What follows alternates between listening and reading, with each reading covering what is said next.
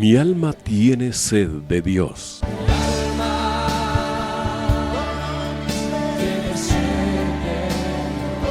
Un espacio que reconforta, alienta y motiva a la luz de la palabra de Dios. Un espacio de clamor e intercesión por todos aquellos que hoy necesitan una palabra de aliento de parte del Dios Todopoderoso.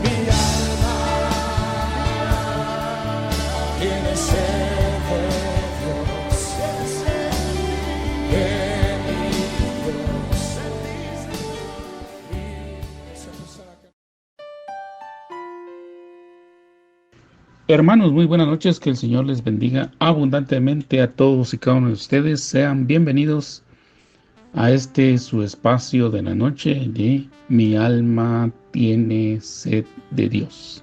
Agradecemos el favor de su sintonía y agradecemos a nuestro Dios el que nos permita el poder acompañarle.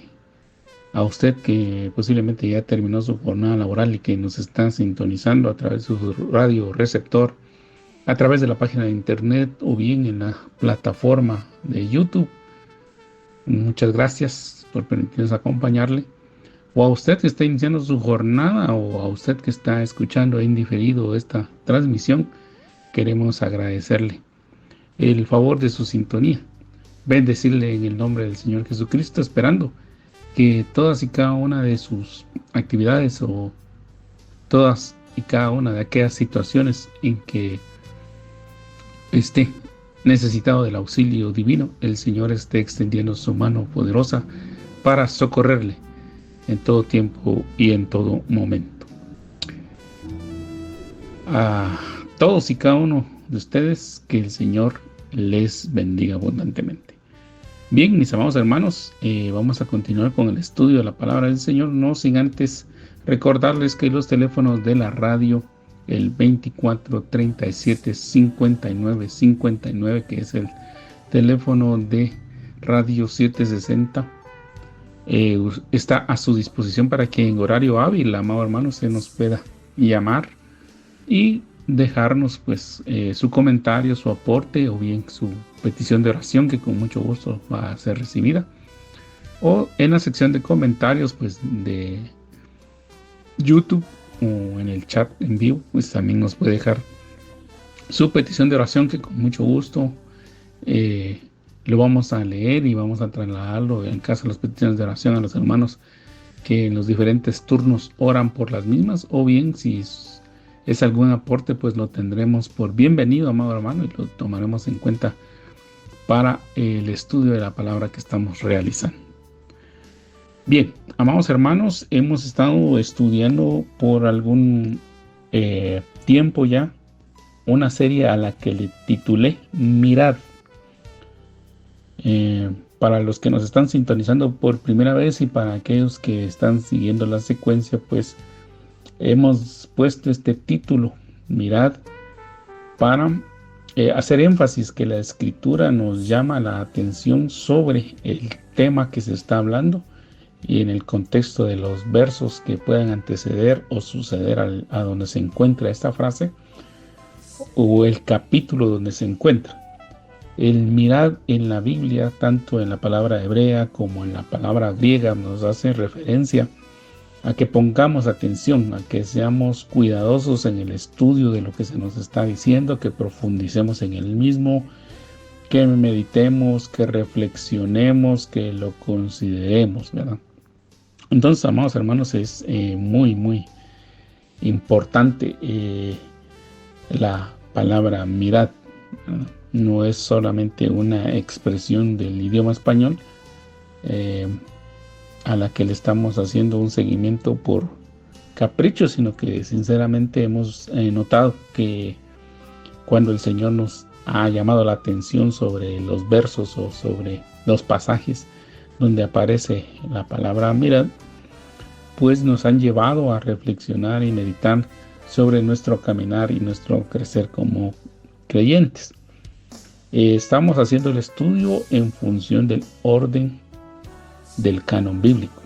En esta oportunidad pues vamos a leer, si usted me acompaña le agradecería mucho, que abra su Biblia en el primer libro de Samuel, capítulo 12, versículos 9 al 21. Primer libro de Samuel, capítulo 12, versículos 9 al 21. La palabra del Señor la leemos en el nombre del Padre, del Hijo y del Espíritu Santo, y leemos de la siguiente manera. Y olvidaron a Jehová su Dios, y él los entregó en manos de Sísara, jefe del ejército de Hazor, y en manos de los filisteos y en manos del rey de Moab, los cuales le hicieron guerra. Y ellos clamaron a Jehová y dijeron: hemos pecado, porque hemos dejado a Jehová y hemos servido a los Baales y a Astarot. Pero ahora líbranos de manos de nuestros enemigos y te serviremos. Entonces Jehová envió a Jerubbaal, a Barak, a Jefté y a Samuel, y os libró de manos de vuestros enemigos alrededor, y habitasteis seguros. Y habiendo visto que Naas, rey de los hijos de Amón, venía contra vosotros, me dijisteis: no, sino que ha de reinar sobre nosotros un rey. Siendo así que Jehová vuestro Dios era vuestro rey, ahora pues he aquí el rey que habéis elegido, el cual pedisteis. Ya veis que Jehová ha puesto rey sobre vosotros. Si teméis a Jehová y le servís y oís su voz, y no sois rebeldes a la palabra de Jehová, y si tanto vosotros como el rey que reina sobre vosotros seguís a Jehová vuestro Dios, os irá bien. Mas si no oís la voz de Jehová, y sois rebeldes a las palabras de Jehová, la mano de Jehová estará contra vosotros como estuvo contra vuestros padres.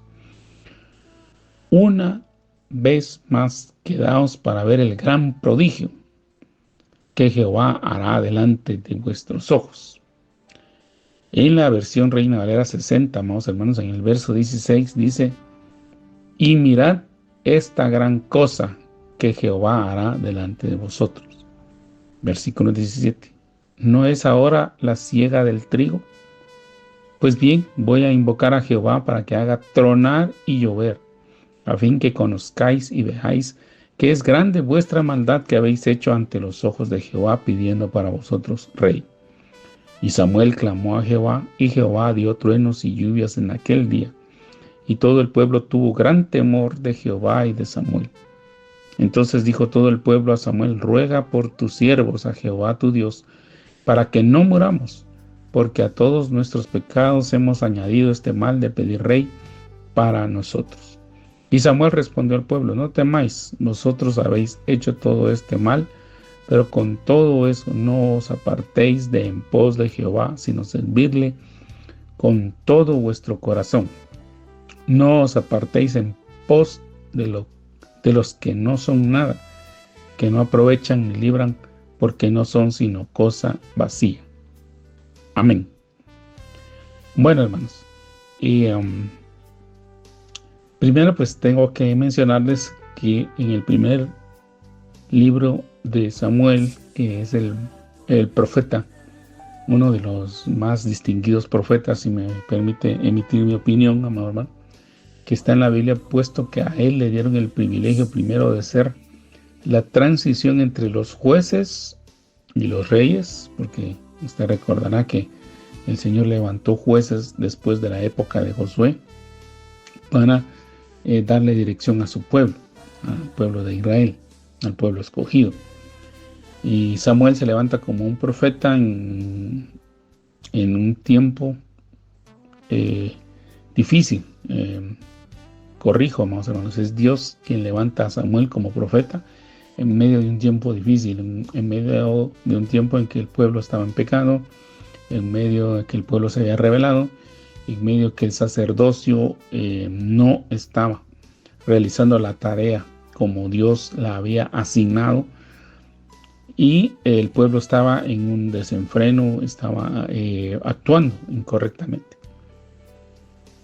Y Samuel es el profeta al que Dios levanta, al que Dios pone como una señal en medio de ese tiempo, y él se convierte en la transición entre los jueces y los reyes.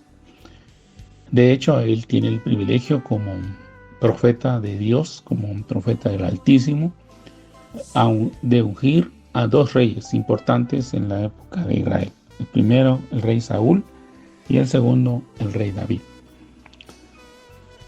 Samuel, pues, es un profeta que se caracteriza por tener un amor profundo por el Señor. Dios se le manifestó a él desde muy niño. Usted lo puede leer en su historia, amados hermanos.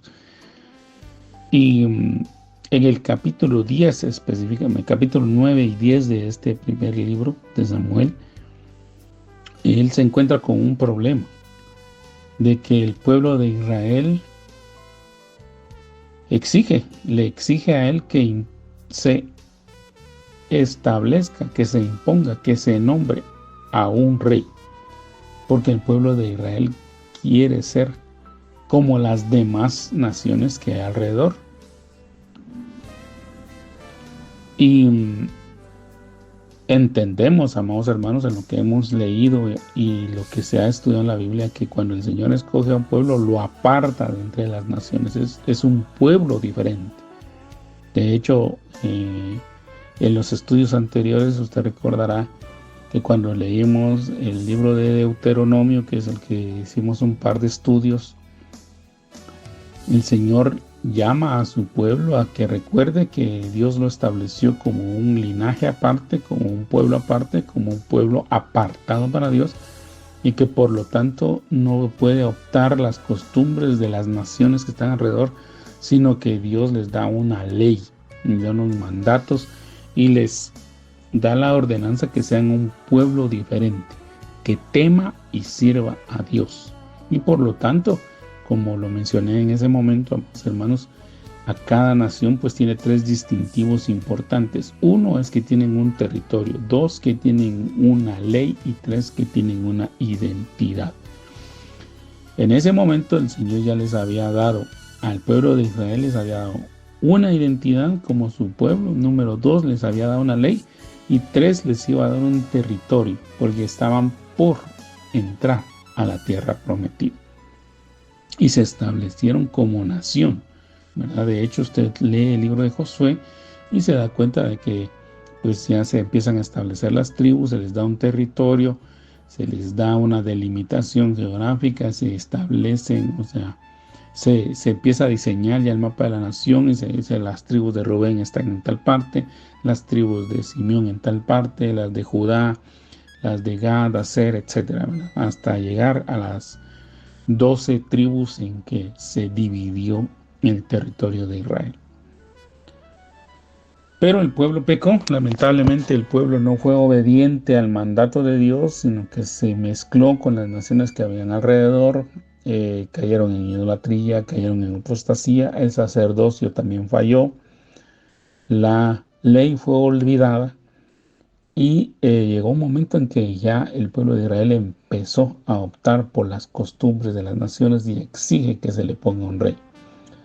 Esto molestó a Samuel, lo molestó mucho, amados hermanos, a tal punto que usted puede leer a finales del capítulo 9 y principios del capítulo 10, que Dios también le habla a Samuel y le dice: mira, haz lo que te pide, porque ellos no te han despreciado a ti, me han despreciado a mí. Ellos no quieren que yo reine sobre ellos. Ellos lo que quieren es que un hombre reine sobre ellos. Y si me permite, amado hermano, hacer un comentario, tristemente la iglesia de hoy está en la misma situación. Porque hoy se nos ha olvidado que nuestro rey y soberano es Dios. Y aunque usted posiblemente esté haciendo alguna gesticultura de que no es cierto lo que estoy diciendo, permítame comentarle, amado hermano, que en mi caminar cristiano, en la última década, hemos visto cómo los hombres están ocupando el lugar de Dios en las iglesias. Hoy ya no se reverencia a Dios, sino se reverencia al apóstol, al profeta, al siervo de Dios, a los grupos de alabanza, al salmista destacado, al crítico de la iglesia. Ellos son los que están ocupando el trono de Dios. Ya no hay mover del Espíritu Santo. Hay personas que en su calidad de ministro del Evangelio, que iniciaron bien. Bueno, yo considero que algunos comenzaron bien, pero lamentablemente se han ido apartando. Han empezado a decir que, por ejemplo, el ayuno ya no es bíblico, que la lectura de la Biblia ya no es algo tan necesario, que las reuniones de oración tampoco son importantes. Y han ido denigrando con sutileza, amados hermanos, muchas de las disciplinas que el pueblo de Dios debe de tener. Le pongo un ejemplo. El pueblo del Señor estableció, o mejor dicho, Dios estableció para su pueblo en la ley 7 grandes fiestas, con el propósito de que en esas fiestas, amados hermanos, todo el pueblo se presentara delante de Dios. Y usted puede leer que en cada una pues había que ofrecer sacrificios, había que presentarse al lugar que Dios había designado como santuario. Y en algunas de estas fiestas también había la práctica del ayuno, estaba la práctica de la meditación, la reflexión de la escritura. Y hoy en día esto se ha ido quitando de la iglesia, bajo el argumento de que nosotros ya no estamos bajo la ley, sino que estamos bajo la gracia. Y, amado hermano, en efecto estamos bajo la gracia, indiscutiblemente. No pretendo yo decirles que no es así, sino lo que quiero hacerles la salvedad que nuestro Señor Jesucristo, que es el iniciador del movimiento de la gracia, ¿verdad?, que Él es el que la establece, pues sí practicó en su ministerio terrenal, por ejemplo, el ayuno, la meditación de la escritura, la oración ferviente y continua, las vigilias y otras prácticas que hoy en día la iglesia de hoy no realiza. Y estas mismas enseñanzas que el Señor Jesús vivió y las practicó y las enseñó, también las realizaban sus discípulos.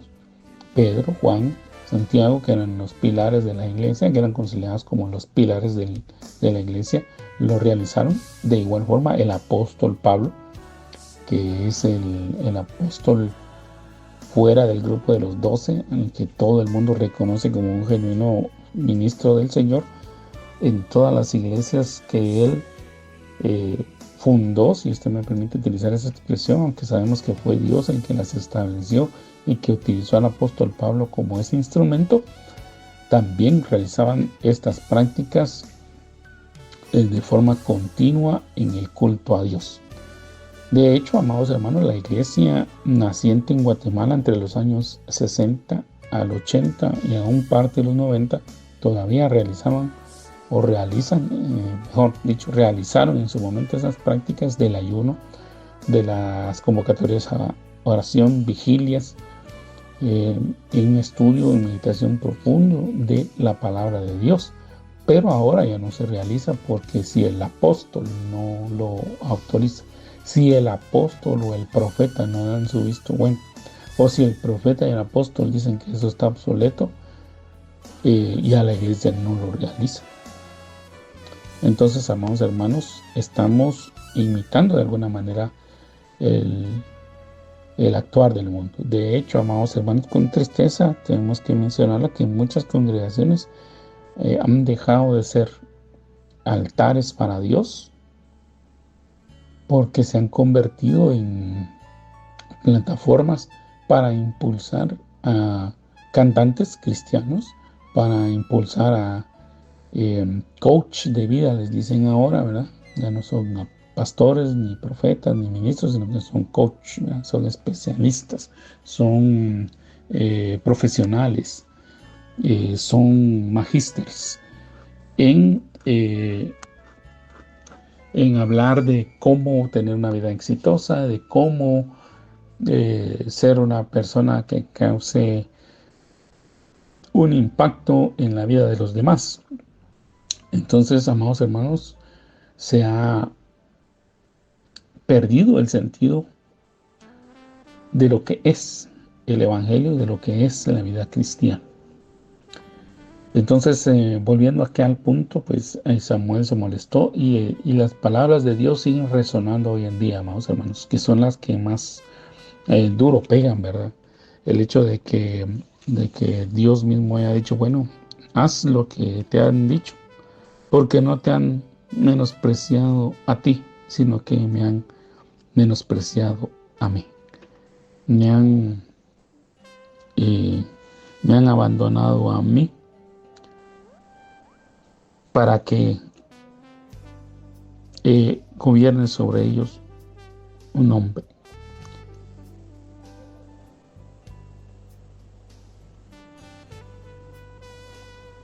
Entonces, amados hermanos, pues en este capítulo Dios está dando un discurso. Samuel está dando un discurso. Y este discurso es con el propósito de hacerle ver al pueblo del Señor, al pueblo, ¿verdad? La gravedad del pecado. ¿Por qué? Porque al estar bajo el mandato de un hombre, amados hermanos, cuando este hombre pues está en comunión con Dios, no hay ningún problema, pues, porque este hombre se ha consagrado y va a procurar, va a diligenciar, escuchar atentamente la voz de Dios, y cuando Dios le dé una orden, él la va a ejecutar. Él va a guiar al pueblo conforme la voz de Dios. Pero si este hombre, amados hermanos, pierde su comunión con Dios, se enaltece sobre el pueblo, se enorgullece y en lugar ya de escuchar la voz de Dios, va a escuchar la voz de otros hombres, o va a escuchar la voz de los grandes filósofos de la historia, de los grandes personajes humanitarios que ha tenido el mundo, y va a empezar a buscar en otras fuentes que no son la Biblia, ni que son, por ejemplo, el Espíritu de Dios. Él está buscando de Dios la enseñanza adecuada, oportuna y precisa de la Escritura, amado hermano, y empieza a leer otros libros, ya con el fin de que esos libros ocupen el lugar de la Biblia. Entonces, amados hermanos, vamos a tener un problema serio. Quiero aclarar que no estoy en contra de la lectura, amados hermanos. La lectura es buena, nos ayuda mucho en cuanto al crecimiento del acervo cultural, pero jamás debemos de permitir que un libro X o un libro Y ocupen un lugar superior como lo es la Escritura en la vida cristiana. La Biblia es la piedra angular junto con, o mejor dicho, después de la piedra fundamental, que es la salvación que el Señor Jesucristo ha obrado en nuestras vidas. La guía, amados hermanos, esa es la palabra correcta que quería utilizar. La guía que nos debe orientar en nuestro caminar cristiano es la Biblia, única y exclusivamente. ¿Por qué? Porque es la palabra de Dios. Es viva y eficaz, amados hermanos, y nos ayuda a que profundicemos en la comunión con Dios. La Biblia, aunque tenga pasajes difíciles según nuestro entendimiento o según nuestra opinión, amados hermanos, lamentablemente no, disculpe, se van a expresar. Aunque tenga pasajes difíciles de entender, su propósito fundamental es que nos moldeemos a tener comunión con Dios, que seamos agradables a Dios. Ese es el propósito. Y aunque nos corrige, aunque sea duro en muchas ocasiones, amados hermanos, siempre nos va a llevar a que estemos en comunión con Dios, y por lo tanto, al estar en comunión con Dios, tenemos un bienestar profundo, tenemos un bienestar real. Entonces, amados hermanos, está dando Samuel este discurso, diciéndole al pueblo: miren, ustedes han pecado contra Dios, porque Dios ha sido rey sobre ustedes desde que los sacó de Egipto y los ha protegido, los ha librado, les ha ayudado, y ustedes lo que han hecho es ir en pos de dioses ajenos, ir en un actuar contrario a lo que Dios demanda, a lo que Dios exige. Se han olvidado de Dios, y generalmente cuando están en aprieto solo claman a Él, y cuando Él los liberta, cuando Él los auxilia por amor a su nombre, por la grandeza de su nombre, por el gran amor que Dios tiene por ustedes, de todos modos ustedes lo traicionan después, abandonándolo. Entonces, el mirar aquí es precisamente eso, y nos llama la atención sobre todo el contexto de todo lo que habéis vivido, y que nosotros muchas veces no evaluamos adecuadamente. Este es un llamado de atención, amados hermanos, para nuestras vidas, porque muchas veces Dios nos ha extendido su socorro divino, pero nosotros, en lugar de vivir agradecidos y de vivir comprometidos con Él, teniendo una vida de santidad, teniendo una vida que le sea agradable, tristemente le damos la espalda, amados hermanos, volvemos a prácticas que no le son agradables a Dios. Ese mirar precisamente es para que nosotros reflexionemos en la obra que Dios ha hecho en nuestras vidas antes, la que está haciendo ahora y la que continuará haciendo, porque Dios no es un Dios que se permanezca estático, es un Dios dinámico, es un Dios que obra ayer, que obra hoy y que obrará mañana, y que siempre están procurando, amados hermanos, nuestro bienestar. Y acá, pues precisamente como le mencionaba en el verso 16 del capítulo 12, en la versión Reina Valera 60, dice: esperad aún ahora y mirad esta gran cosa que Jehová hará delante de vuestros ojos.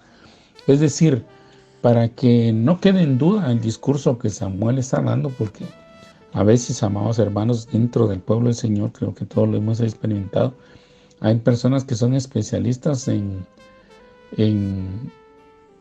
agarrar a bibliazos, perdón, la expresión agarrar a bibliazos a la gente, ¿verdad? Que es decir, que le dedica un discurso específico a una persona sin ponerse a pensar que esa persona es hijo de Dios, que esa persona es Dios el que la va a corregir, y que nuestro trabajo, nuestra labor, nuestra función como parte del cuerpo de Cristo es exhortar, es dar la palabra del Señor. Eso es lo que a nosotros nos corresponde. Y el Espíritu Santo es el que hará la obra en cada persona. Entonces hay personas que lamentablemente dentro del cuerpo de Cristo, que hoy incluso tienen canales de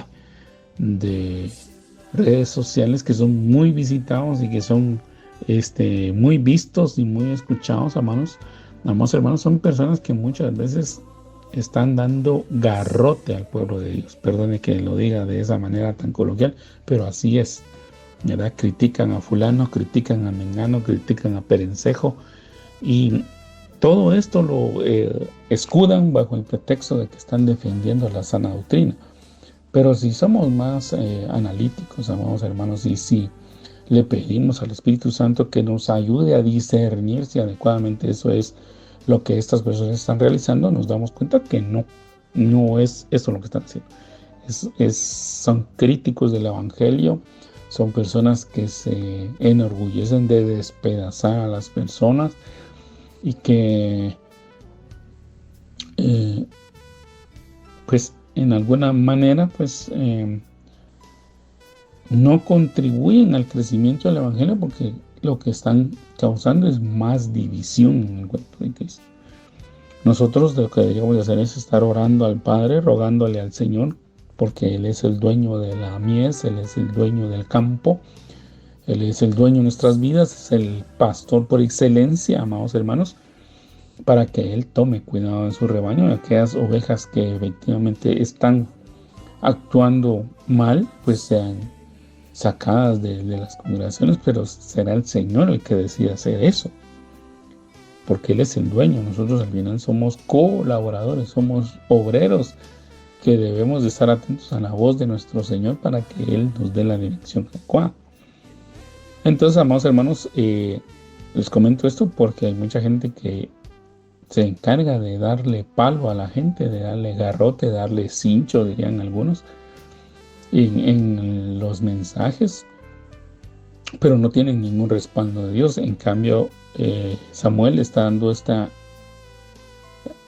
enseñanza, este discurso, este sermón, me permite utilizar esa expresión, y Dios lo respalda, porque Él dice: mirad esta gran cosa que Dios hará. No es ahora la siega del trigo, es decir, que estaban en una época donde podían realizar la cosecha sin que hubiera presencia de lluvia, ¿verdad? Era una época oportuna donde el clima era propicio para realizar la cosecha del trigo y poderlo llevar a los distintos puntos para ser procesado. Y Samuel dice, bueno, ustedes saben que la situación climática ahorita es apta para que vaya a haber alguna señal de lluvia, ¿verdad? No había nubes, no había nada alrededor, y entonces él dice, voy a invocar a Jehová, que hará tronar y llover, a fin de que conozcáis y veáis que es grande vuestra maldad que habéis hecho ante los ojos de Jehová, pidiendo para vosotros un rey. Entonces es como que Samuel le dijera al pueblo, miren, les voy a dar el sello de que lo que les estoy hablando viene de parte de Dios. Y efectivamente clamó al Señor y empezó a tronar y llover. Entonces, amados hermanos, esto nos deja maravillados, pues, porque Dios respalda su palabra y nosotros deberíamos de tener en nuestro corazón temor y temblor cada vez que utilicemos la palabra de Dios, porque no es algo que debamos de tomar a la ligera. Es algo que puede llevar a la salvación a las personas o las puede apartar. Nosotros, si damos un buen uso a la palabra del Señor, va a ser de bendición para muchas personas. Pero si la utilizamos mal, para beneficio propio, amados hermanos, Dios nos va a demandar cuentas de lo mismo. Entonces, amados hermanos, cuando nos vamos al estudio de los truenos, ¿verdad? ¿Qué son los truenos y qué son las lluvias? ¿Verdad? Sabemos que en una mente natural diríamos, bueno, hermano, ese es un fenómeno climático que acontece cuando ciertos elementos de la naturaleza con la atmósfera, etcétera, etcétera, y me puede dar la explicación científica, pues, y que es aceptable, y yo estoy consciente de la misma, o que usted me puede decir, bueno, hermano, es que empezó a llover, hombre, fue una lluvia así ligera, y hay veces que en la lluvia truena, sí, pero en la Biblia, ¿qué significan el tronar y el llover? Entonces, amados hermanos, si nos vamos a ver, a estudiar, a analizar, por ejemplo, los truenos en la Biblia, el primero o uno de los pasajes donde lo encuentro está en Éxodo capítulo 9, verso 22 al 25. Dice, y Jehová dijo a Moisés, extiende tu mano hacia el cielo, para que venga granizo en toda la tierra de Egipto sobre los hombres y sobre las bestias y sobre toda hierba del campo en el país de Egipto. Y Moisés extendió su vara hacia el cielo y Jehová hizo tronar y granizar, y el fuego se descargó sobre la tierra, y Jehová hizo llover granizo sobre la tierra de Egipto. Hubo pues granizo y fuego mezclado con el granizo, tan grande cual nunca hubo en toda la tierra de Egipto desde que fue habitada. Y aquel granizo hirió en toda la tierra de Egipto todo lo que estaba en el campo, así hombres como bestias. Asimismo destrozó el granizo toda la hierba del campo y desgajó todos los árboles del país. Entonces, amados hermanos, cuando el Señor hizo tronar, le estaba recordando al pueblo de Israel uno de los eventos que había sido transmitido de generación en generación. Recordemos que la historia, amados hermanos, aunque hoy la tenemos por escrito, inicialmente se transmitía en forma oral, del padre al hijo, del hijo al hijo de su hijo, ¿verdad? Y así sucesivamente. Y muchas veces, pues cuando habían reuniones familiares, era el abuelo el que transmitía la historia, el padre la corroboraba, y pues también el hijo daba su versión. Así es como hoy pues tenemos libros de historia, porque la imprenta oficialmente quedó inventada en 1500, en los años 1500, 1600, y desde ahí ya se empezaron a hacer publicaciones de libros, más o menos en los formatos que hoy conocemos, ¿verdad? Con pasta, con prefacios, introducciones, numeración de hojas, etc. Muchos, pues ya cuando la escritura quedó formalmente establecida, pues hacían copias a mano de los libros, pero los mismos con cierto tiempo de uso se arruinaba, pues obviamente la tinta se borraba, a veces no eran almacenados adecuadamente y eran destruidos por las inclemencias del clima, etcétera.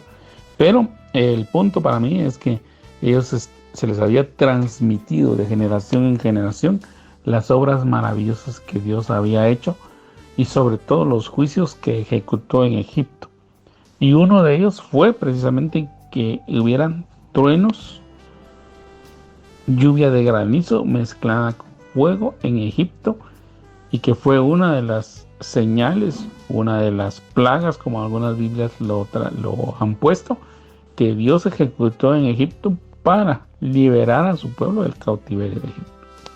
En otras palabras, lo que Dios les estaba recordando al pueblo de Dios es: el que los liberó de Egipto fui yo.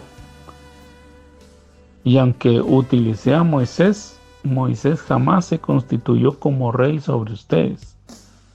Al contrario, mi siervo Moisés siempre me puso a mí primero, antes que él. ¿Verdad? Él no dijo yo lo saqué de Egipto, es a mí al que me deben de obedecer, sino él decía que debían de obedecer a Dios. Entonces, amados hermanos, eso nos recuerda o nos debe de llamar la atención sobre los milagros que Dios ha hecho para liberarnos. Cosas que Dios hizo, no que hizo ningún hombre. Yo entiendo, amados hermanos, que muchas veces hay cierta afinidad o cierta filiación que uno puede sentir hacia cierto ministro que ha sido de bendición para la vida de cada uno, porque indiscutiblemente Dios ha levantado ministros que a través de sus enseñanzas, algunas que han quedado grabadas ya en medios que hoy no se utilizan, como son los cassettes o como lo fueron en determinado momento los CDs. Esos mensajes siguen siendo de bendición para la vida de muchos, aunque el ministro ya no está. Pues algunos también tuvieron la oportunidad de subir esos mensajes en VHS. Imagínense ustedes, son videos de hace un tiempo para acá. Algunos de ellos se conservan, algunos de otros ya no, están muy afectados por el tiempo que transcurrió, pero son de bendición. Al punto al que voy es que entiendo que podemos tener alguna afiliación a algún ministro, pero jamás el ministro debe ocupar el lugar de Dios. Y hoy muchas personas tristemente han puesto al ministro a que ocupe el lugar de Dios. Entonces, no debemos de olvidar que es Dios el que nos rescató.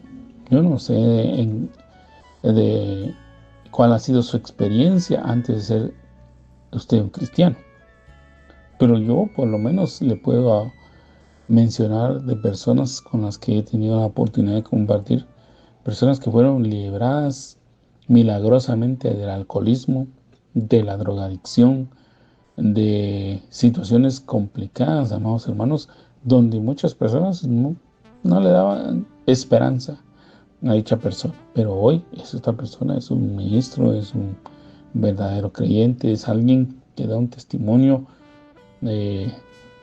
asombroso de la obra que Dios realiza. Hay gente que incluso estaba gravemente enferma y Dios la ha sanado para que testifique del poder de Dios. Entonces, amados hermanos, este pasaje de Éxodo 9:22 nos debe recordar que Dios ha librado batallas en nuestro favor, cosas que a veces nosotros no nos imaginamos, de las cuales Dios nos libró. El otro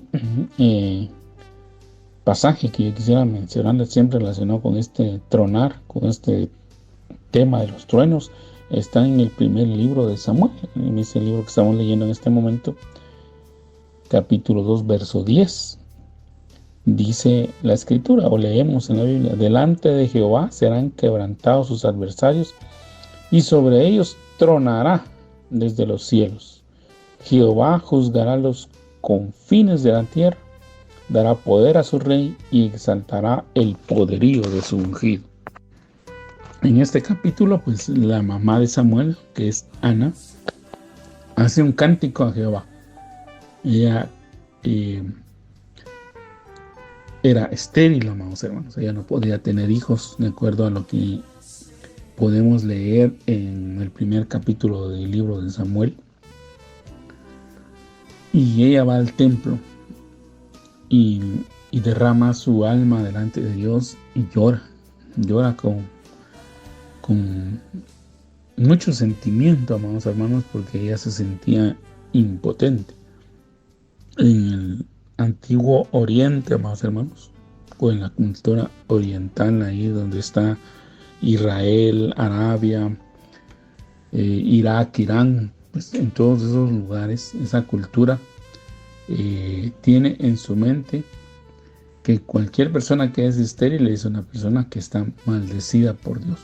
Bueno, esa era la forma de pensar de ellos. Claro que, amados hermanos, no es del todo cierto, ¿verdad? No es del todo cierto, pero la cultura había incrustado en ese pensamiento que cualquier persona que fuera estéril estaba maldecida por Dios. ¿Por qué razón?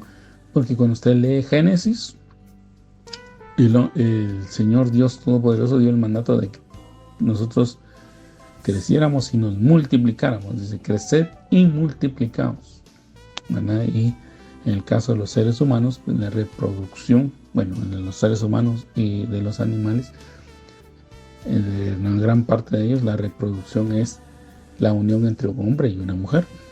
De ahí nacen los hijos, de ahí nace la descendencia tanto de los hombres como de los animales, ¿verdad?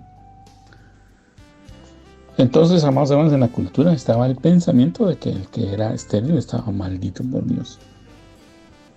Ana pues derrama su corazón delante de Dios, en ella suplica y Dios le concede tener un hijo, que es este siervo de Dios, el profeta Samuel. Y ella, en agradecimiento, entona un cántico de alabanza al Señor. Y es como una palabra profética también, amados hermanos, porque acá dice, delante de Jehová serán quebrantados sus adversarios, y sobre ellos tronará desde los cielos. Jehová juzgará los confines de la tierra y dará poder a su rey. Entonces, amados hermanos, sabemos que los truenos ya ocurrieron en el Éxodo, ¿verdad? Vimos que fue una de las señales que Dios realizó, de los prodigios, de las maravillas que Él realizó para que su pueblo fuera liberado. Pero también recordemos que en Apocalipsis, que es el final, digamos, el capítulo final de la existencia en esta tierra, se habla de que hay 9 truenos, 7 truenos, disculpen, son 7 truenos, que dieron su voz, que dieron un mensaje que Juan iba a escribir, pero que Dios le dijo que no lo hiciera, porque esos 7 truenos que van a estar presentes en el Apocalipsis, en la parte final, en ese día darán su mensaje, en ese día van a dar su juicio. Entonces, amados hermanos, nos recuerda también del tiempo final, del tiempo que va a venir sobre la humanidad. Ese juicio que Dios va a pronunciar, porque indiscutiblemente, amados hermanos, todos los seres humanos, tarde o temprano vamos a comparecer delante de Dios. Tarde o temprano el ateo, el idólatra, el religioso, el que dice que es libre porque no quiere atarse a ninguna creencia, ninguna atadura de índole espiritual, y el que cree en Cristo y que lo ha seguido, pero tal vez no lo ha hecho bien, todos vamos a comparecer delante de Dios, todos. Ese día se va a manifestar ese Dios al que algunos dicen que no existe, otros que piensan de cierta forma, ¿verdad? Y otros que mencionan sí hay un Dios, pero no se someten a Él, ¿verdad? Y los que se han sometido a Él van a verlo en aquel día. Entonces, amados hermanos, debemos de recordarnos, ¿verdad? Y también, pues, este cántico profético de Ana, la mamá de Samuel, nos recuerda que no hay adversario para Dios. Ella era estéril y Dios quebrantó su esterilidad y le permitió tener hijo. Y ella lo ofreció a Dios porque ella hizo un voto. Dijo: Señor, si tú me das un hijo, yo te lo voy a consagrar a ti todos los días de su vida. Y así fue. Cuando Samuel era un bebé, se asume que más o menos de 3 años, 3 o 4 años, siendo un niñito, ella lo apartó de su lado y lo llevó a la casa de Dios, al templo, y ahí lo dejó. Iba cada año a verlo. O mejor dicho, cada vez que estaban las festividades en las que el pueblo de Israel era convocado, que mínimo eran 3 al año, en los que debían de subir, aunque el pueblo, pues, o mejor dicho, los israelitas podían hacer presencia durante las 7 fiestas. 3 de esas 7 fiestas eran obligatorias. Entonces Ana subía a ver a su hijo, pero lo dejó en el templo. Y Dios le concedió después tener otros hijos. Tuvo más hijos después. Pero ella le está haciendo ver, nos está recordando, vamos a ver, que para Dios no hay nada imposible. El día que haya algo imposible para Dios, ese día deja de ser Dios, amados hermanos. Pero para Dios no hay nada imposible. Entonces, amados hermanos, hoy la pregunta que nos deberíamos de hacer es: ¿cuál es ese adversario que me está acosando? ¿La enfermedad? ¿La deuda? ¿El desempleo? ¿Problemas en el matrimonio? ¿Problemas con los hijos? ¿Problemas en el trabajo? ¿Tengo algún problema legal en el que lamentablemente no manejé bien?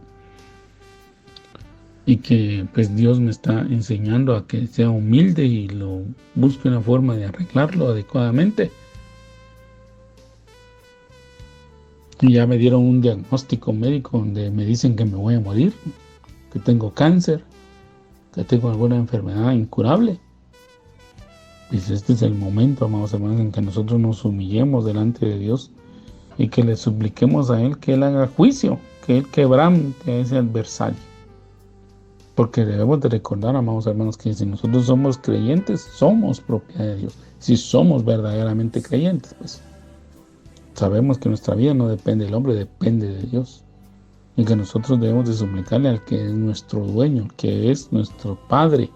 Porque Dios no solamente es nuestro Dios, es nuestro Padre. Así que yo quisiera invitarle a que si usted en este momento está con esa situación, hermano, hoy nos someta al Padre, nos someta a Dios, para que sean quebrantados ese adversario. Y que el Señor se glorifique en la vida de cada uno. Si usted me permite, hagamos una breve oración. Padre, en el nombre de Jesús, en esta oportunidad, Señor, compareciendo delante de ti, Señor, y en base a lo que hemos leído en tu palabra, y te suplicamos, Señor, que delante de tu presencia, mi Señor, sean quebrantados esos adversarios. Ese adversario de cáncer, de diabetes, de problemas del corazón, de problemas oculares, auditivos, problemas nerviosos, problemas cerebrales, Señor, personas que están pensando en este momento, que están siendo aturdidas porque posiblemente tienen principios de Parkinson o Alzheimer, alguna enfermedad que los está haciendo perder su memoria, Señor, y que eso está afectando a su familia porque están sufriendo, porque no lo reconoce. Personas que están padeciendo, Señor, de alguna enfermedad cuyo diagnóstico ha sido pronunciado como terminal. Hoy te rogamos, Señor, que todos esos adversarios sean quebrantados, Señor. Esos problemas de deuda con tarjetas de crédito, Señor, instituciones bancarias, personas particulares, esas que están causando algún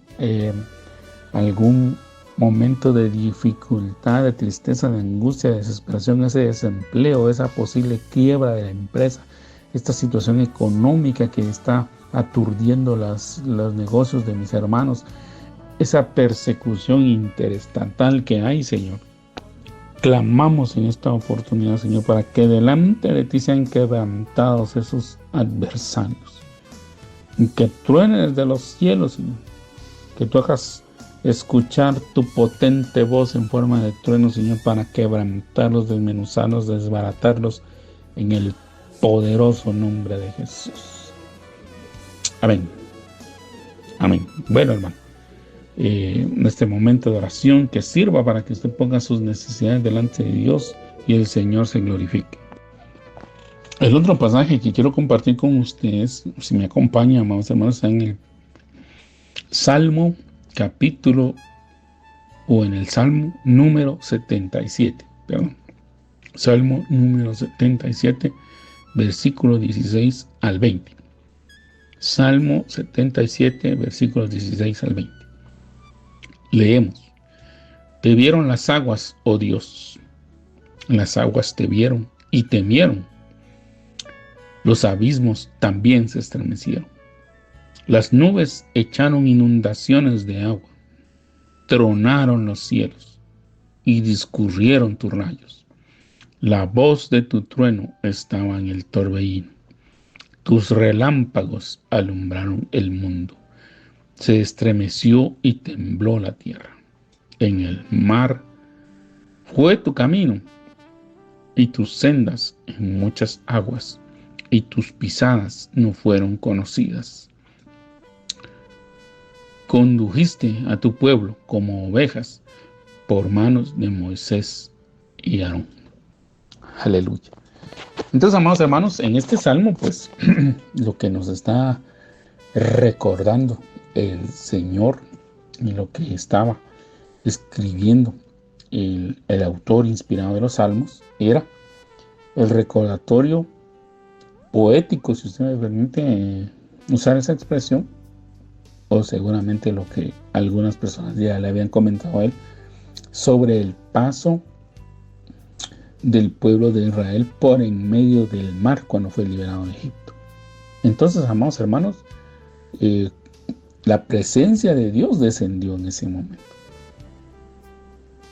Yo particularmente creo que la presencia de Dios descendió en ese momento, porque Dios le dio la orden a Moisés y le dijo, mira, tú ponte delante, o sea, tú ponte como una señal para que el pueblo te vea, ponte lo más alto y extiende tus brazos, extiende la vara de autoridad que te he dado. Y entonces el fuerte viento, el ruaj de Dios, es el ruaj de Dios, porque recordemos que una de las palabras de las cuales viene viento y espíritu es el ruaj en hebreo. El ruaj de Dios sopló con fuerza y el mar se dividió. Entonces acá precisamente dice te vieron las aguas, oh Dios, las aguas te vieron y temieron, y los abismos se estremecieron. Es decir, se abrió de tal manera, amados hermanos, porque seguramente este cuadro maravilloso del paso del Mar Rojo, muchas veces nosotros no lo dimensionamos porque no estuvimos ahí. Y algunas entidades cinematográficas, aunque han querido de alguna manera poderlo transmitir, se quedan cortos, amados hermanos. El trueno muchas veces también representa la voz de Dios, esa voz potente de Dios. Y seguramente Dios ordenó. Cuando el ruaj de Dios empezó a soplar, Dios ordenó, y vieron aquellos truenos, aquellos relámpagos empezaron a manifestarse sobre el Mar Rojo, de tal manera que el mar se abrió. Dijo, no, aquí viene Dios, y a las órdenes de Dios, ¿quién se opone, hermanos? Ni el mar se opone. Entonces las aguas se dividieron, se partieron, y entonces en el mar se abrió un camino. Se abrió el camino, y entonces el pueblo de Israel empezó a pasar, hermano. Los truenos seguramente sirvieron como luz también para que el pueblo de Israel viera su camino y atravesara. Porque recordemos que la columna de fuego, dice en la Escritura, en ese mismo pasaje de Éxodo capítulo número 14, que lo vemos, la columna de fuego dice que se movió de delante de Moisés, delante del pueblo de Israel, se fue a la retaguardia para hacer división entre los egipcios que estaban persiguiendo al pueblo de Israel y que los querían alcanzar para matarlos o para tomarlos cautivos nuevamente, mientras que el pueblo de Israel pasaba. Entonces los truenos seguramente sirvieron como luz para alumbrar el camino del pueblo hasta que todo el pueblo pasó. Y dice acá que el que iba delante de ellos era Dios, era Jehová. Tus pisadas, dice, no fueron conocidas, pero condujiste a tu pueblo como ovejas por manos de Moisés y Aarón, que eran los que en ese momento pues Dios había delegado como los mensajeros de él para liberar al pueblo. Entonces, amados hermanos, definitivamente el Salmo 77 nos habla del poderío de Dios manifiesto. Hoy quizá nos sentimos atrapados. Una vez más, amados hermanos, vuelvo a insistir en esta parte emocional. Seguramente hay mucho pueblo necesitado de Dios en esta noche. Pero quizá hoy nos sentimos atrapados en el mar. Vemos que adelante no podemos pasar porque no tenemos los medios para pasar. Recuérdese que el pueblo de Israel no era experto navegador, no llevaban barcos, lanchas o cosas similares. El pueblo de Israel había estado cautivo durante 430 años. Y atrás tenían perseguidores, un ejército formado, un ejército experimentado, un ejército que era de los más poderosos, si me permite utilizar esa expresión, uno de los ejércitos más fuertes que había en ese tiempo, que era el ejército egipcio. Los estaban persiguiendo con el propósito, uno, de matar a los que quisieran escapar, y dos, de volver a tomar cautivos a aquellos que habían sido liberados por la poderosa mano de Dios. Seguramente también, amados hermanos, la cabeza de Moisés tenía un alto precio. Seguramente la consigna era que Moisés debía de llegar vivo o muerto.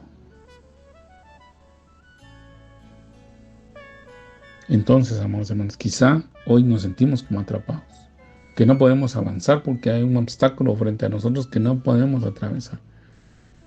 Un mar de turbación, un mar de problemas, un mar de deudas, de enfermedad, unas aguas que no podemos atravesar porque son profundas. Tal vez no sabemos nadar, como muchos en el pueblo de Israel no sabían nadar, amados hermanos, habían sido esclavos. Ninguno de ellos practicaba deportes.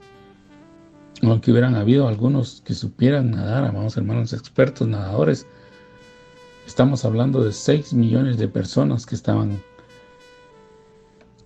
atravesando el desierto con el propósito de llegar a una tierra prometida. Entre ellos habían mujeres, habían ancianos, habían niños. Es decir, que si algún experto nadador hubiera habido, tal vez se hubieran salvado, exagerando, pensando, 100. Pero que son 100 de 6 millones, amados.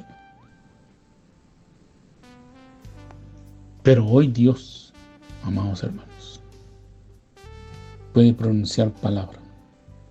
Tal vez lo que necesitamos es la fe que tenía aquel centurión que le dijo al Señor: yo no soy digno de que entres bajo mi techo. Ni siquiera me considero digno de venir ante ti, pero una palabra tuya bastará para sanar a mi siervo. Una palabra tuya bastará. Hoy tal vez estamos clamando para que esa palabra en forma de trueno venga hoy sobre nuestras vidas. Esa orden de Dios, amados hermanos, para que ese mar se abra.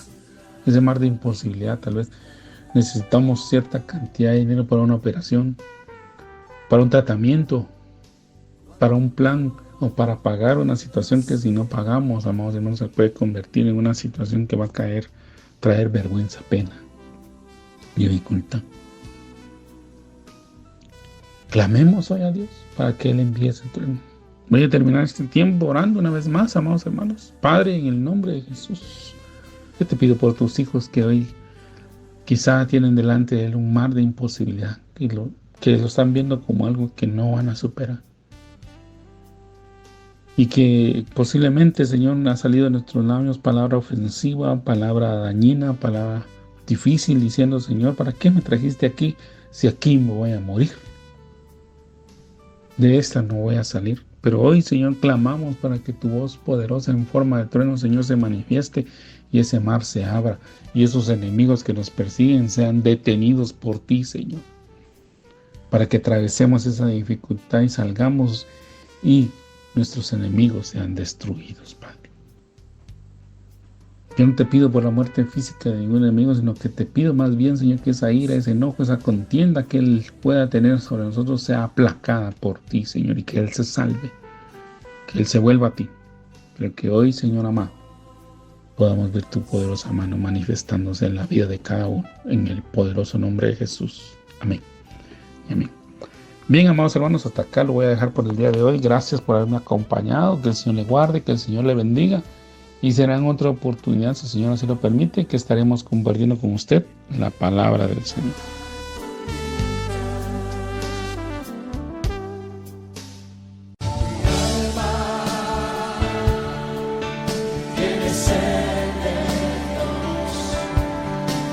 Hemos presentado Mi alma tiene sed de Dios.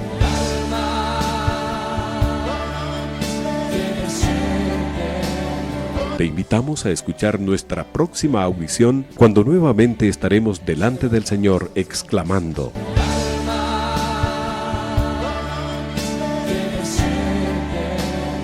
Mi alma tiene sed de Dios.